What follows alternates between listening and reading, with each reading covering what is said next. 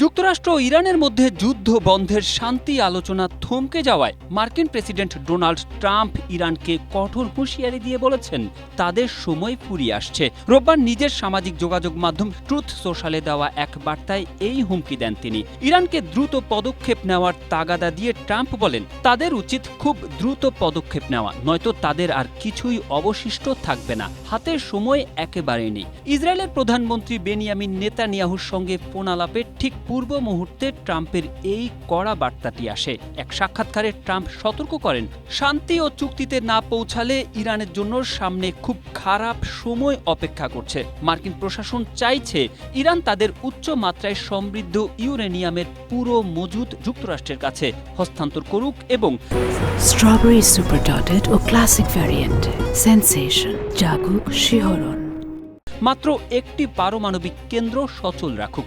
অন্যদিকে তেহরানের দাবি লেবাননে ইসরায়েলি হামলা সহ সব ফ্রন্টে তাৎক্ষণিক যুদ্ধ বন্ধ করা, ইরানের বন্দরগুলোর ওপর থেকে মার্কিন নৌ অবরোধ তুলে নেওয়া এবং যুদ্ধের ক্ষয়ক্ষতি বাবদ ক্ষতিপূরণ দেওয়া।